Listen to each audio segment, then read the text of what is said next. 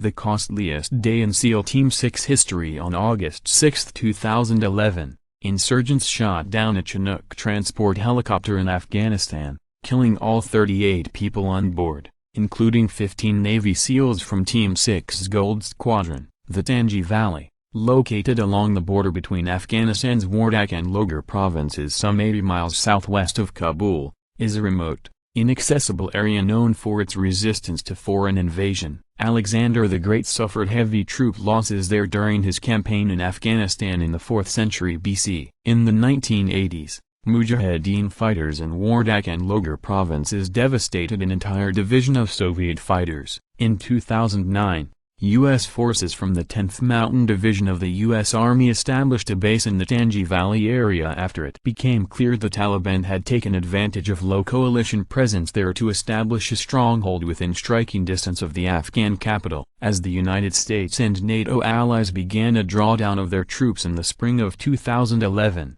U.S. forces turned over the Tangi Valley outpost to their Afghan counterparts. They continued to run operations in the area, however, using helicopters and special operations forces to combat groups of insurgents in the region. Under cover of darkness on the night of August 6, 2011, a special ops team that included a group of U.S. Army Rangers began an assault on a Taliban compound in the village of Joy-Mekzareen in the Tangi Valley. The firefight at the house went on for at least 2 hours, and the ground team called in reinforcements. As the Chinook CH-47 transport helicopter, call sign, Extortion 17, carrying 30 U.S. troops, 7 Afghan commandos, an Afghan civilian interpreter and a U.S. military dog approached, the insurgents fired on the helicopter and it crashed to the ground, killing all aboard.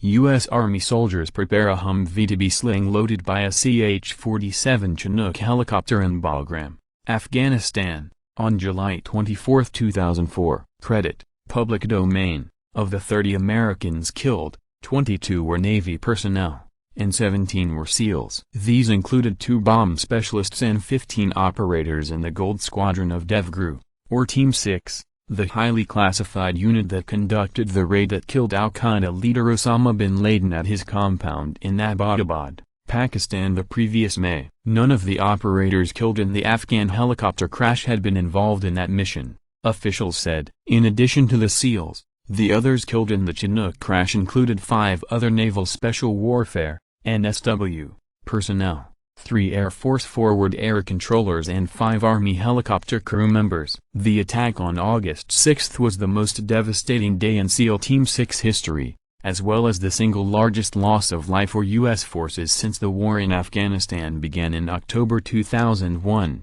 More than twice as many NSW personnel died in the Wardak crash than were killed on June 28, 2005, during Operation Red Wings.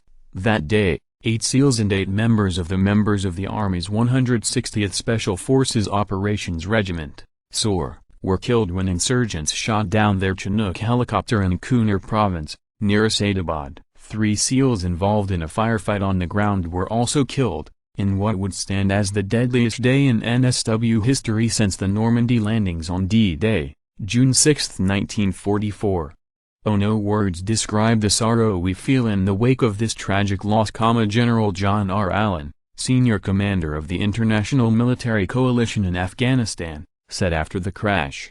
Oh, all of those killed in this operation were true heroes who had already given so much in the defense of freedom. Their sacrifice will not be forgotten. As funerals for the fallen sailors and other servicemen took place throughout the United States, a team of specialists conducted an official investigation to determine the cause of the crash. The resulting report, delivered in October 2011, concluded that a Taliban fighter shot down the Chinook with a rocket-propelled grenade, RPG, as the helicopter neared its landing zone, and that ill operational decisions, linked to the incident, were deemed tactically sound. U.S. Army SPC Kevin Welsh provides security before boarding a CH-47 Chinook helicopter after completing a mission in Shak Valley in the Wardak province of Afghanistan on August 3, 2010. Credit, public domain. Some later questioned the official narrative of the Extortion 17 crash, even suggesting the attack could have been an inside job,